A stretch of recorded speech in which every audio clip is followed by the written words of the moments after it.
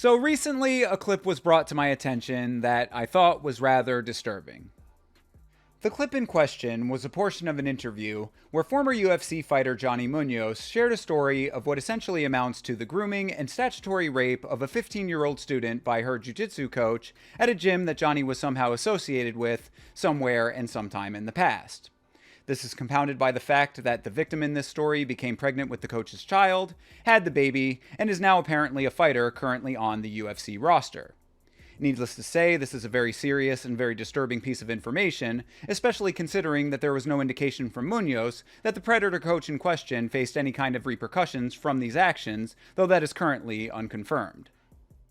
I reached out to the person who'd been conducting the interview with Johnny when the story was told in order to find out if he knew anything else about this situation, and though he himself posted the clip publicly, he made it clear that he wanted to wash his hands of any association with this story and the video I'm currently making here. For a person who seems to have a keen interest in being credited for breaking MMA news, this seemed like an odd lane to pick, but as an upstanding member of the MMA commentary community, I assured him that, though the story was too big not to discuss on the channel, I wouldn't be using any of his content in this discussion. But upon further reflection, I said fuck that. Psych, I lied, nigga! So let's hear Johnny tell it in his own words. But it's like, I've seen so many things, like, of coaches, you know what I mean? A student comes in, like, there's one girl, for example, like starts at the gym, like at 15 years old, you know what I mean? Coach is over there fucking rolling with her, showing her privates. I'm like, this girl's 15, whatever. Most people don't think nothing of it. And then all of a sudden, a year later, the fucking bitch is pregnant. And I'm like, man, like, this girl's a minor. The coach got her pregnant, and then end up having a kid. And then that shit don't work. And then now the girl's still training here. And now you got issues with her. She got a kid. And it's just like, man, like, do you have, like, I don't know. I just feel like some guys just don't know how to keep their dick in their pants. You know what I mean? Yeah. And, you know, I'm not going to lie. You know, we all like pussy. It's normal, right? Like, it's in our biology. But you also got to be smart and know what you're doing. Like, and going back on that same story, that same chick, you know what I mean, ended up hooking up with another coach. I'm thinking, like, this coach is even more of an idiot. Like, the other guy was a scumbag for hooking up with the minor.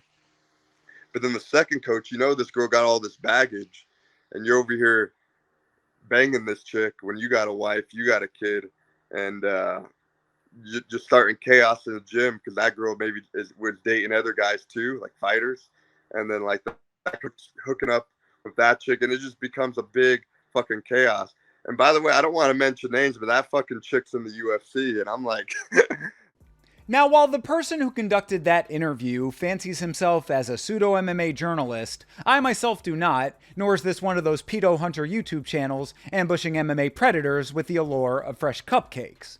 However, this story, told by Johnny Munoz, raises a number of very sobering and legitimate questions.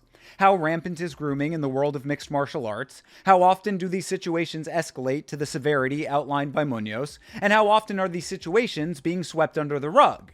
This almost journalist didn't ask any further questions, so we don't really know how this specific story played out, but even if the coach at the heart of the matter was arrested, tried, and convicted, how many more instances of this behavior are we talking about in a sport where athletes are often beginning training at very young ages?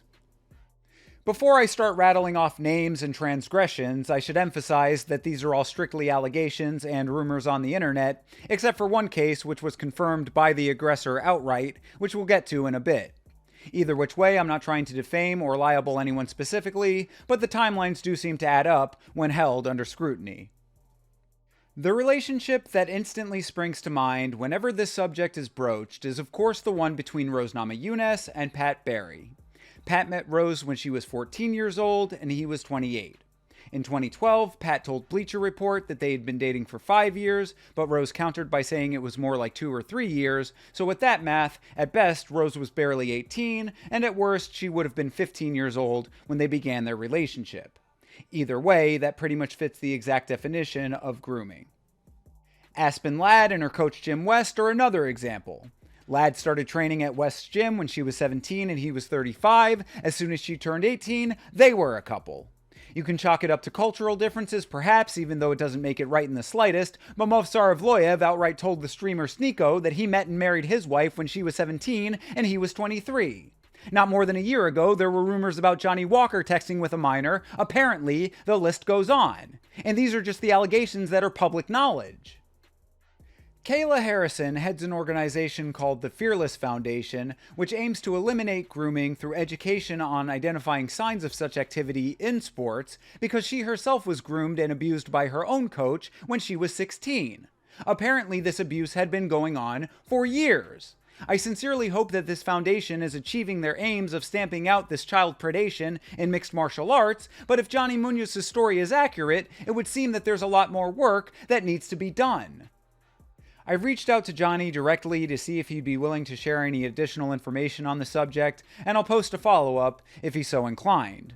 In the meantime, we can only hope that the coach from his story is somewhere very far away from children inside or outside the world of mixed martial arts. This is a tough subject to cover for obvious reasons, but I think it's important for the good of the sport that this be addressed and recognized as a problem. Youth programs in all sports are vulnerable to this problem. Simply put, if you're an adult involved in combat sports and children are anywhere in the equation, it's your responsibility to follow the mantra of if you see something, say something.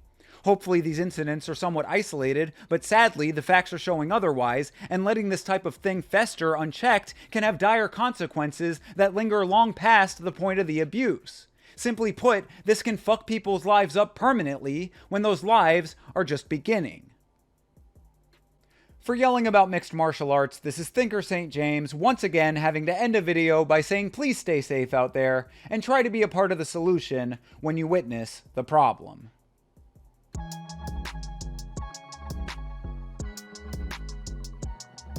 How did you meet your wife? In my republic, it's a little bit easier because it's like small republic, only 500,000 people there. Everybody knows like each other, and my family knows her family.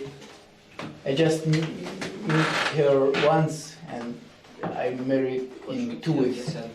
Wait, you met her and then you married her in 2 weeks? Yeah. Wow. After I meet her, I married in 2 weeks. How did you know that she was your wife? Bro, even if you talk with her like 5 years, you cannot know her like точно не знаешь. Yeah, you're not gonna exactly know what kind of person she's, because she can fake it all 5 years. Yeah, to get, they do it. She was 17. Yeah. Yes, and I was 23, she was 17. And when your wife's a little bit younger, it's easier to make her your wife. Yeah, no shit, Sneeko. Who would have thought that young children would be easy to manipulate and impressionable? Anyway, I just want to give a big shout out to Honey Badger MMA, Elite, and Chase Parton, all the guys in the Discord who helped me out with this video. I appreciate you all very much. Thank you for your help.